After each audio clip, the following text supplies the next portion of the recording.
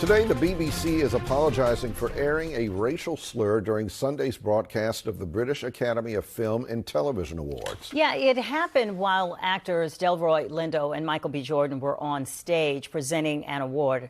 And that is when the Academy says an attendee with Tourette syndrome shouted the slur from the audience. And now, Tourette's is a neurological disorder where people experience involuntary tics, including, for some, uncontrollable outbursts of offensive language. The BAFTAs released both actors thanking them for their dignity and professionalism, but the incident is sparking a much broader conversation about accountability and racial trauma. Yeah, this thing blew up on social media. So joining us now to talk more about it is Dr. Greg Carr, Chair of Afro-American Studies at Howard University. Dr. Carr, thanks so much for your time this morning. I want to get right into it.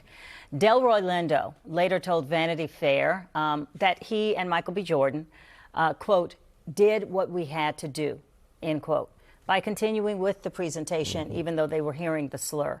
Talk about this in terms of what it reveals about, you know, the unspoken expectation to remain civil and professional, even while you're experiencing this kind of racial harm.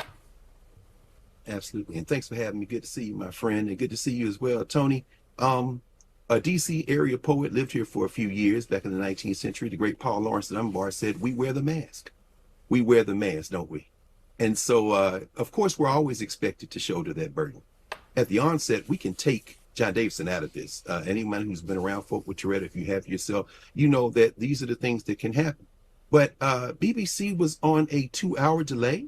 So how did a Nigerian British filmmaker, Akinola Davies, when he said Free Palestine, how come that didn't make it to the broadcast? Hannah Beachler, who was the production designer for Sinners, said it happened 3 times, including once to her after the show when she was going out to dinner. Apology not accepted. What you read there, of course, from BAFTA, that's another draft.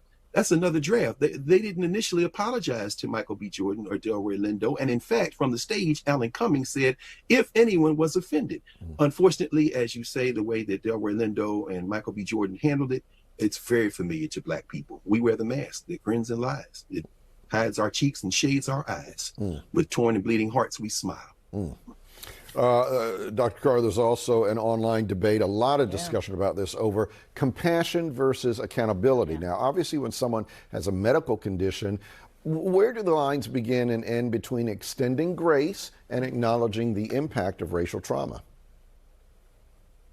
Well, ever since we were human trafficked into this ongoing criminal enterprise, we've been asked to somehow show grace.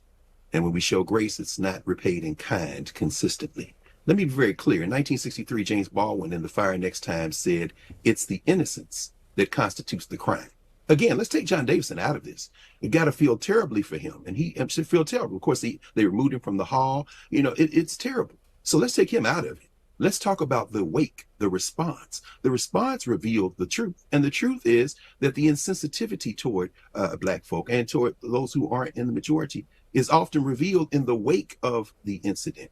Imagine if one of us, a person of African descent, had gotten up with Tourette's and involuntarily uttered a racial slur against someone else. I'm just, you know, I think the answer kind of speaks for itself.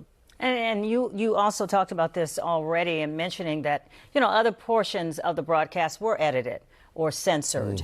And so, you know, it's a question of responsibility in terms of how the producers handled the situation. Thinking that goes into. Why not edit out this part of the show or that word when you edited out other parts that were sensitive? Absolutely. The two of you, longtime journalists, incredibly well respected. All of us love you. And imagine, as media professionals, as news professionals, as folks who know production from head to tail, you know very easily how easy that would have been, particularly with a 2-hour delay. There's no excuse for this. So no apology will be accepted. No. But again, it's nothing that we wouldn't expect. In the wake, again, this isn't about John Davis. It's about the response.